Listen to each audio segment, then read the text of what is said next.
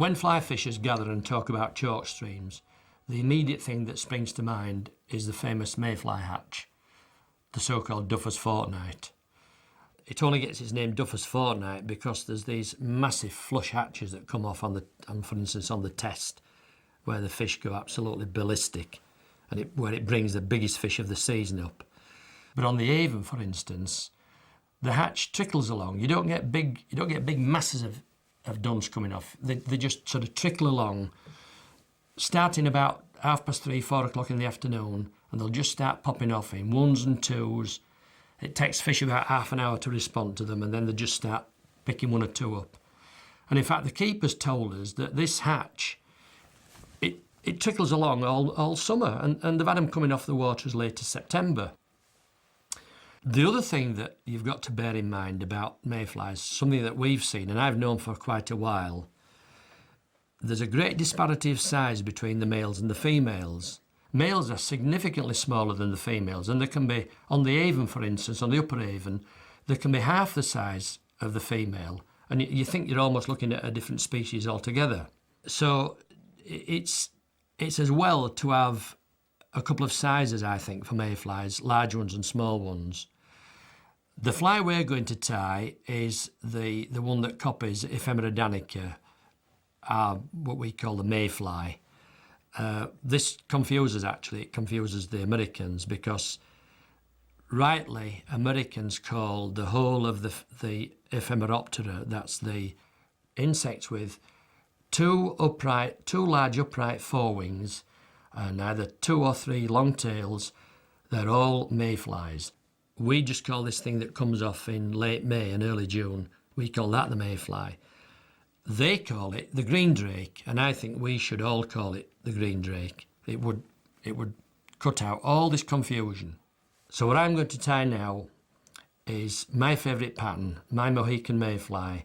It's a detached foam-bodied mayfly which copies it more or less perfectly. I'm going to start off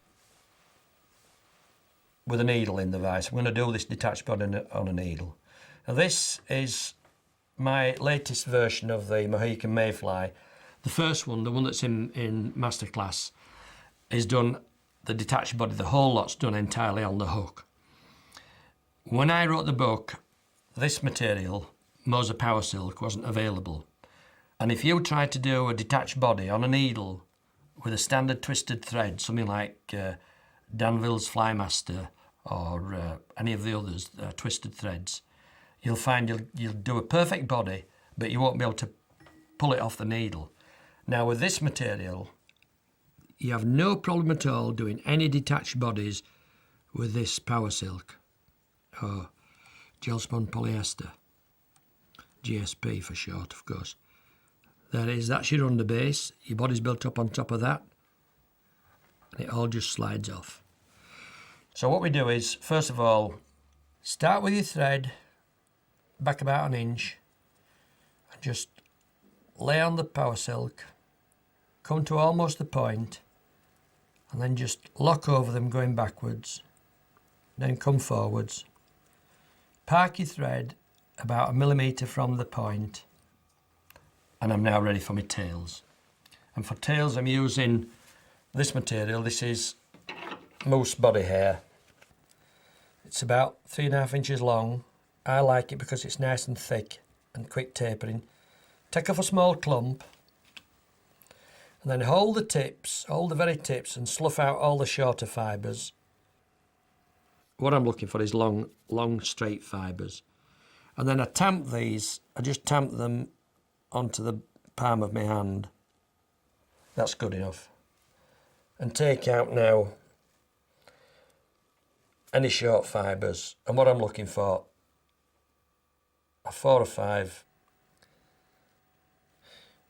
And I've got 5 there, so I'll take another one out. I know the natural has only got 3, but put an extra one in for insurance. Turn them round. Now offer the tails up, and let the tails overhang the needle point by about 1 inch. Proportions are easy to remember. 1 inch wing, 1 inch body, and 1 inch tail. Circle around with your thread, and now just lash those down to the needle, back in your finger and thumb back, and now come back down. Park your thread right where you made your first wrap, and now you're ready for the body. For the body I'm using this close self foam. It's about 2mm thick, and this particular colour is a sort of a cream colour. You can use cream or white, it doesn't really matter.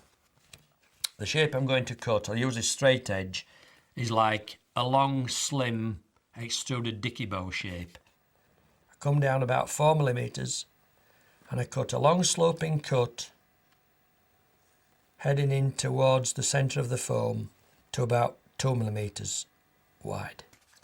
And then come out again at the same angle to make a mirror image.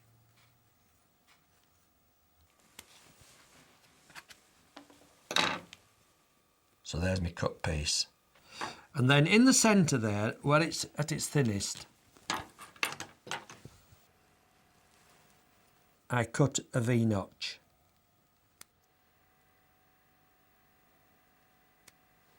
Just take a notch out. Like that. It's about 4mm wide there, tapering down to about 2.5mm wide. I fold it now, broad face to broad face, both broad edges are together. Make sure they're sitting side by side all the way along like that. There's my V-notch.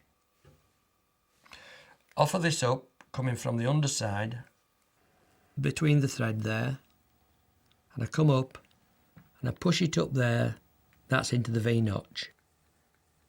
So the tails are sticking out now essentially from the centre of the two foam tags. I bring my fingers to the end, squeeze in there, crush the foam,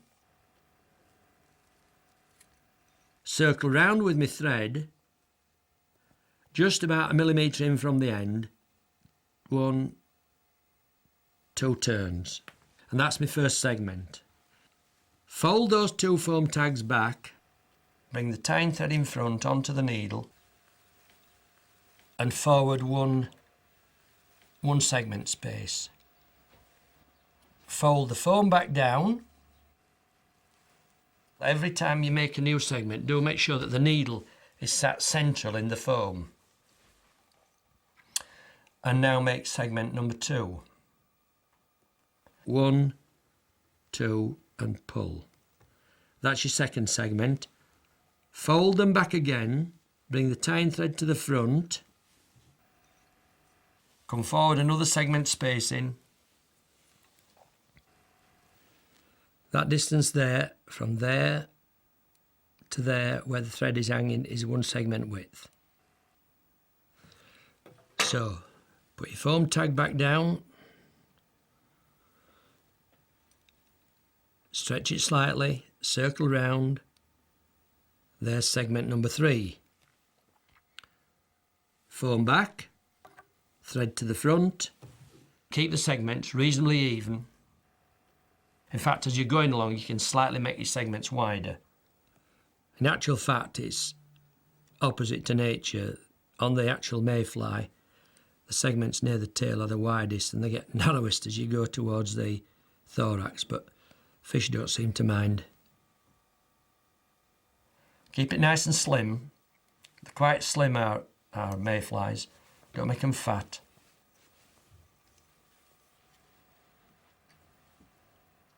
Foam tags back onto the needle.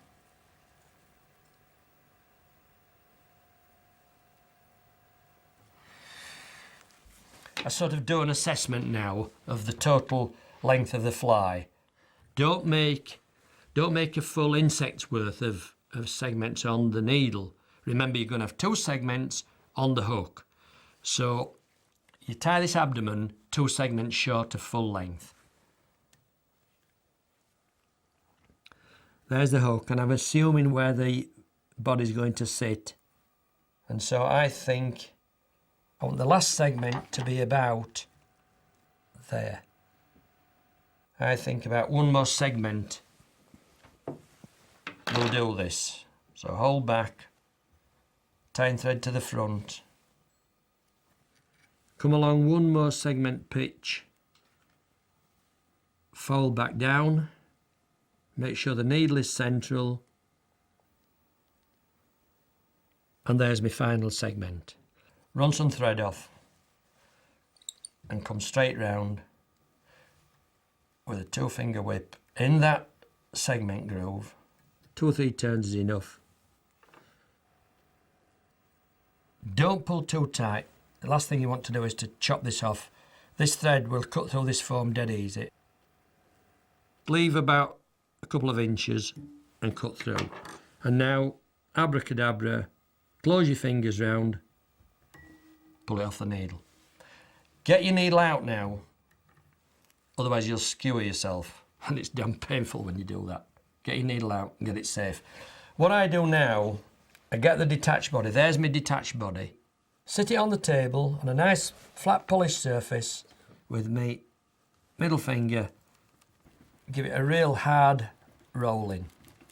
And what that does, that sort of moulds the sides in where the slit between the two pieces of foam is. It sort of runs them together, and you can't, a bit like Ernie's wig, you can't see the join.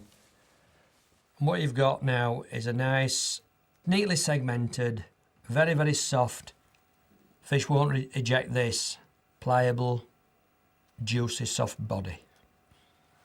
That's the nice detached abdomen. There in the centre, if I hold those back, there in the centre are the tail butts. You're going to tie those down when you tie it on, because I could simply get hold of the body and get hold of the tails and pull them through. So I do several of these, put them in a Ziploc bag. You might forget about them for ages, and then whenever I want to tie some green drakes, they're there. So set that to one side, and now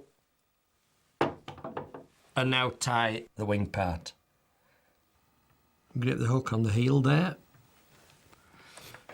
The hook I'm using are these are short shank and very wide gape. You need a good wide gape because you're going to be hooking good big fish, you hope.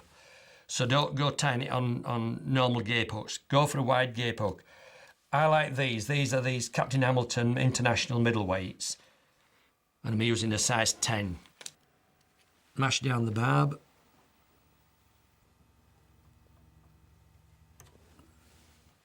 And then, using this same power silk, get the thread on in the centre of the shank. Just go up and down a few times, laying on a thread base of about 5 or 6 millimetres. Work with the short nozzle, just come underneath the shank. Off with your waste. And now the wing's going to be from deer hair. Olive dyed white-tailed deer. You can see I've given it a good thrashing there doing these. That's a piece of yellow dye. That's a little bit garish, is that? It would do at a pinch. And I've also got some dark olive. That's ideal for the ephemera vulgata, the dark mayfly. So I use this. And I'm going to take off a small clump, a smallish clump, cutting right down as close as you can to the pelt. Turn it round, and with a fine comb, just comb through the butts just to take out the underfur. Any underfur, this fine underfur here, that will stop this clump of deer hair stacking. So you comb it out, and then what you've got to do now is you've got to sit all those tips out all over the place, just as I've cut them off the pelt. So you've got to stack them so that all the tips are in line. You get a hair stacker. These go in, remember, tip first. It's the tip alignment you're after. Drop your hair in and let them just shake down. Any bits sticking up, you can just take them out. What you've got to do now is you've got to shock them, you've got to jolt them to sit on the blind end of this tube. So make sure that the wife ain't watching when you do this, otherwise if you do it on her best table, she'll be very annoyed. And what you're doing is you're jolting all the tips down onto the bottom, making them all stand up on their tips. Now when I hold this horizontal, slide the socketed part out from the base. All the tips are all neatly in line. There's a butt there I can see. Sometimes you get a butt, a hair goes the wrong way round. Now when you take, this is a point to remember, when you take the hair clump out, make sure now that you don't start trading grips from this hand to this hand. One trade grip is about all you're allowed. So if you want the wingtips at this end, pick them out of the stacker that way. If you want the wingtips at that end, pick them out that way. So I'm going to tie this now. I've changed it round slightly with this improved Mohican of mine. I used to tie them in with the wingtips facing in that direction, but now I tie them in this direction. So now I pick them out, just grip quickly like that. Don't worry about the butts being uneven, they're meant to be uneven. Just slough out any short fibres. Search for any short fibres, you don't want them in. And then get hold of the wing and flatten it in a vertical stack. One change of hands, that's all. Just one. I'm looking now at wing density, how many fibres. I rotate my finger and thumb like that. Just rock backwards and forwards like that, and that spreads the clump. That gives me an idea of how many fibres to use for the wing. It's nicely flattened, it's already Mohicaned, and I can see that I need several fibres out of that. So I take them from the bottom and I just peel them off like that. Don't go pulling them out up here, just pull them down like that from the bottom there and peel them out. Right, that's perfect, is that? One stray one there which I'll have out. Now, take your thread to about centre hook shank. Sit the wing on, look at it as you're holding it for wing length. I want the wing to be about 1 inch long, maybe just a tad less than 1 inch. Offer it down. This is my last trade of grips. I come round with my non-winding hand and hold them there. Squeeze now so that the hair mass, the hair clump, is sat vertical. Not all together, it's sat vertical in like a stacked column going higher. Circle around with the thread, tuck it into there, do a pinch and loop, upward pull, keeping the stack vertical and just sort of jostling them about. Just stack them down and nip them down on top of the shank. What you're trying to do is you're trying to keep these all on top of the shank and none down the sides or underneath. Don't pull too tight with this power silk because it will slice through this deer hair like a hot wire through butter. And now you can progressively add tension on. Still keeping a firm grip there with me finger and thumb. You can see the butts are flaring quite wildly. That's how they should do. After 5 or 6 or 7 or 8 turns,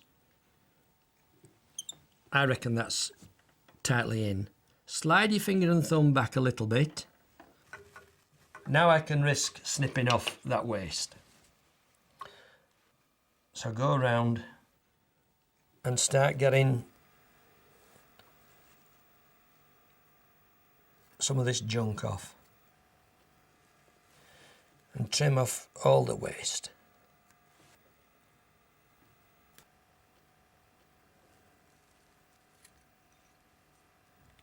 And the cleaner and closer you do this trimming, the better. And there's my nice Mohican wing. hold the bobbin up and get in there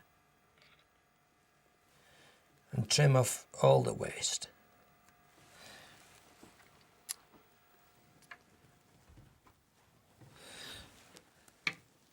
And a handy little tool, of course, for cleaning up is the old cauterizer.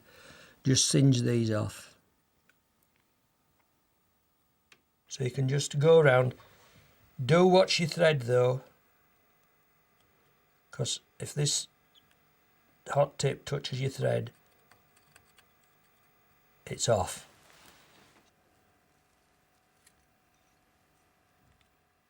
Don't try doing this with new batteries. If this element glows, you've no chance. It'll zap the whole lot off.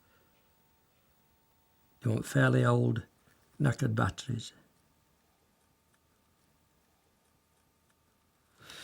Having trimmed those off, you can go into there now, where I've just cleaned up, with your thread,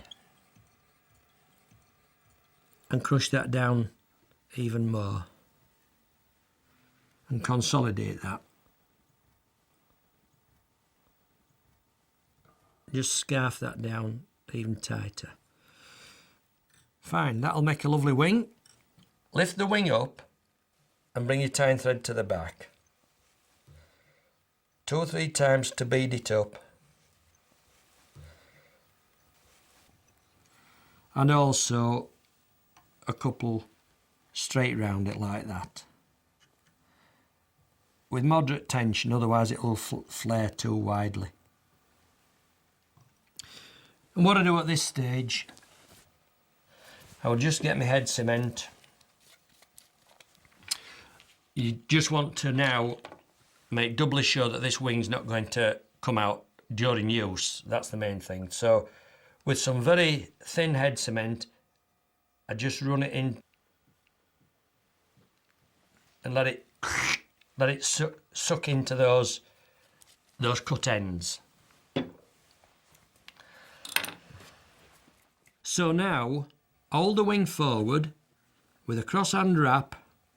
Bring your tying thread now all the way to the end of the shank, right to where it's just started to go around the bend, about there. Get your body. Hold the 2 tags back, just like that. Stroke all them rubbishy bits forward, all the waste, the 2 bits of thread, the 4 bases of your tails. Hold the wing forward, lay the body in there, and come straight round with a wrap and catch that down. That's the waste thread and the 4 butts. Then you can take your scissors and detach the waste. The thread will have to be held under tension to cut.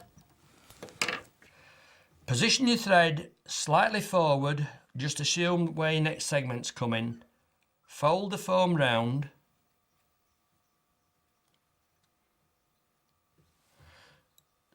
Circle round.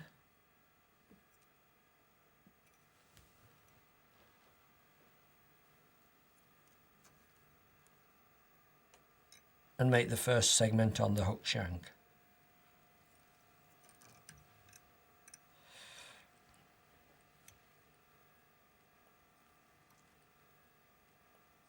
So there's your body on the fly. Pull back and make the last one snug up to the back of the wing. So drop my thread over.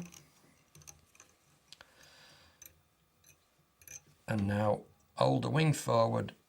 With that finger, look, I just do that there and there. Circle round. Now at this stage, those 2 foam tags, coax them to stick up at an angle. Get them quite upright and consolidate that with another couple of wraps. And there's your nice abdomen, there's your tails. So I've just to hackle it now. Before I hackle it, I'm just going to bring my thread to the front, sweep that back, just come like that with your finger and thumb, and bring your tying thread. Sweep that back, Just come like that with your finger and thumb and bring your tying thread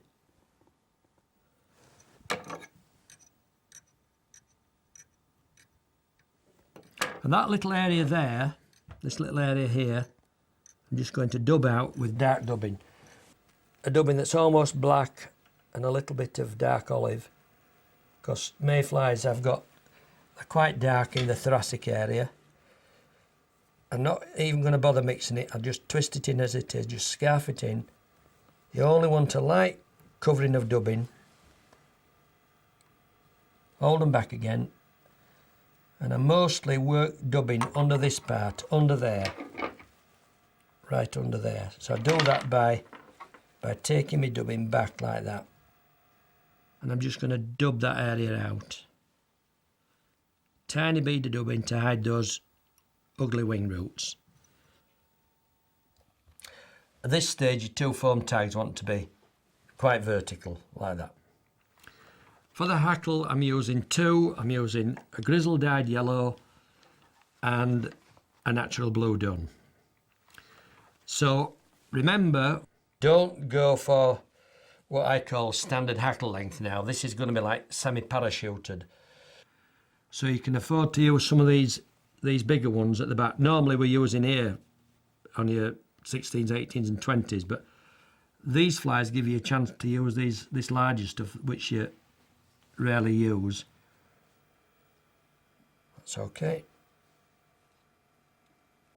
Tweak that out. This is a double hackled fly. So it's a grizzle dyed yellow and a natural blue dun. So I'm obviously looking for a feather that's the same size as the yellow one. Check the barb length before you tweak it out. Yeah, that fibre length's about right. They're both genetics. So now the part I want is the stiff steely fibres up towards the tip. All this down here is far too soft for hackling a big fly like this. So strip off there, strip off.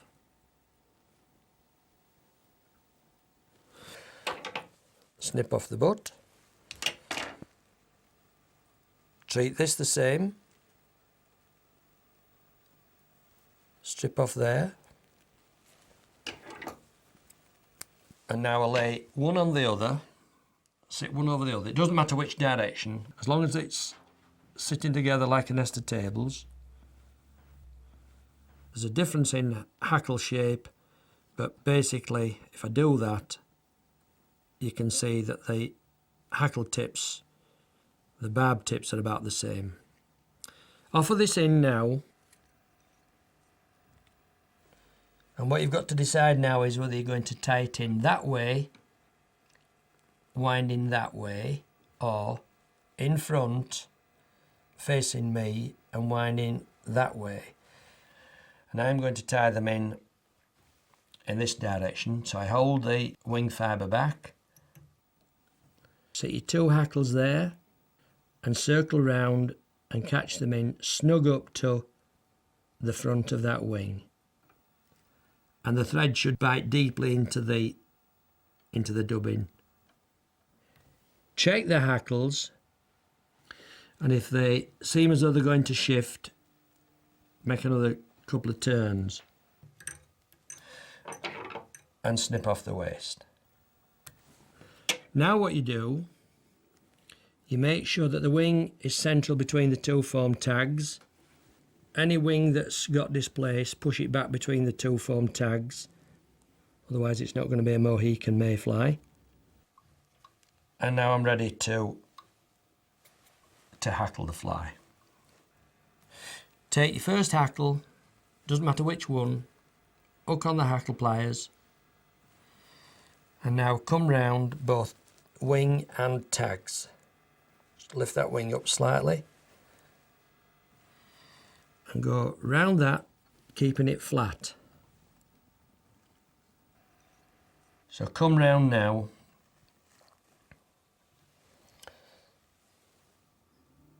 and just keep parachuting this on. When you've made about 3 passes, I just drape that over there. And now the trick is to tie this hackle off without trapping too many fibres down. So wind the bobbin holder, wind the bobbin till the nozzle is touching the dubbin. And keeping that nozzle there, just circle round. Work with a short nozzle. So if you just wind it up every time you make a pass over the top, you'll find it'll push the fibres out of the way. You will trap some, but mostly they remain untrapped. And then take your scissors, and then you can snip off that waste tip. Then pick the yellow up, hook on, and now come round. Just wind this in exactly the same place as the first one. If you're really clever, you might be able to wind both hackles at once. But when I do that, I find that there's one's tight and one isn't tight. And again, I'm making about 3 turns. Drape that over. Again, the short bobbin trick, the short nozzle trick. Circle round, and that pushes the fibres out of the way. Keep it tucked up to it.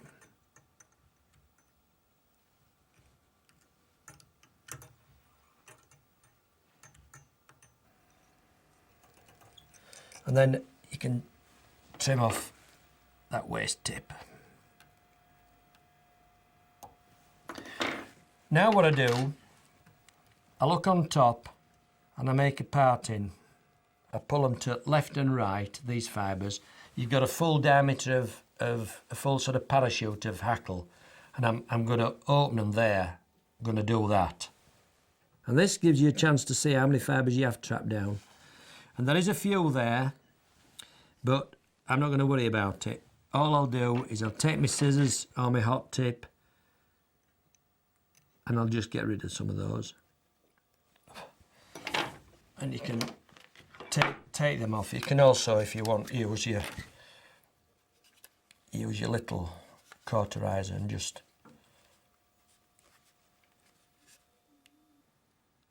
they're my trapped fibres. I can live with these.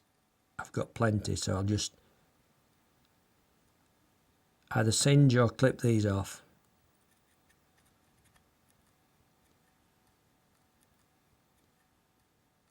Bring my thread back a little ways from the eye, just coming up to that dubbin. And now I'm ready to complete that thorax. Now get your 2 foam tags, and these want to trap the wing. Just primp the hackle fibres back into place. Make sure now that the 2 foam tags, I've got the wing inside them. Make sure the wing is central. The 2 foam tags go over the hackle but sandwich the wing. So bring the tags till they're face to face there. Get hold of the wing tips and drag them back. There's the wing.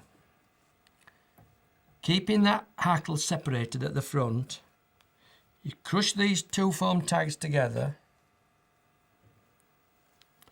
hold the hackle back, squeeze the foam tags there so that it Mohicans a wing, hold the hackle out of the way, stretch slightly, come over with your thread, pass it underneath and go around a couple of times and cinch it down, keeping it on top of the shank. Check at this stage that you haven't trapped a lot more fibres. If you have, you can use a dubbing needle, or the tool I like is this little dental pick. Simply hook out the fibres. Just hook in and hook them out. Okay, and then finally tie that down, stretch it slightly, tie that down firmly. So 3 or 4 wraps there clinches the thorax. Any fibres there, any whiskers there, you can just trim them off. Or this does a neater job actually. And just tidy up round the eye. Right, that's soon sorted them out. Thread now to the front. Several wraps. 2 foam tags down. This is the head. Hold them together, stretch slightly. Squeeze it there. Come over. Shorten off. I'm going to really crush that down. Make that virtually disappear. Hold the 2 foam tags. Final time. Heave those back. The short nozzle. Bite into the foam and make a little head.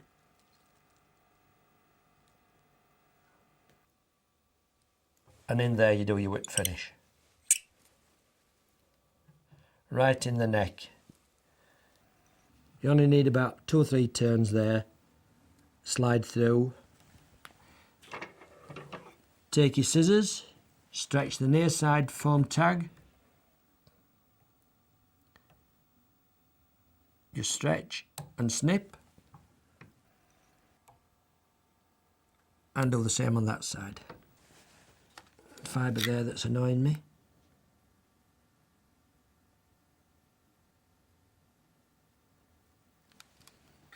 And if you want to neaten that head up and make a distinct neck, drop now your whip finish finely in those cut ends. Pull through, and just a little bit of final tinting and the job's done. Snip off, whisker there to trim off.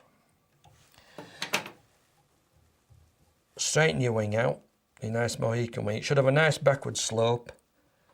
Go around and push any hackle fibres back into place that got displaced. They should mostly be sort of on the sides, like that, and a full circle behind the fly.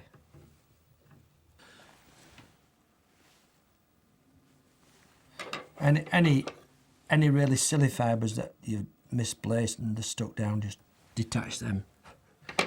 Loads of fibres there for it to sit on. So now, with my black pen, just blacken out those 2 foam tags, make it look like a black thorax. Quite dark around the wing roots, thoracic area. Give it some eyes, let it see where it's going. Same at this side.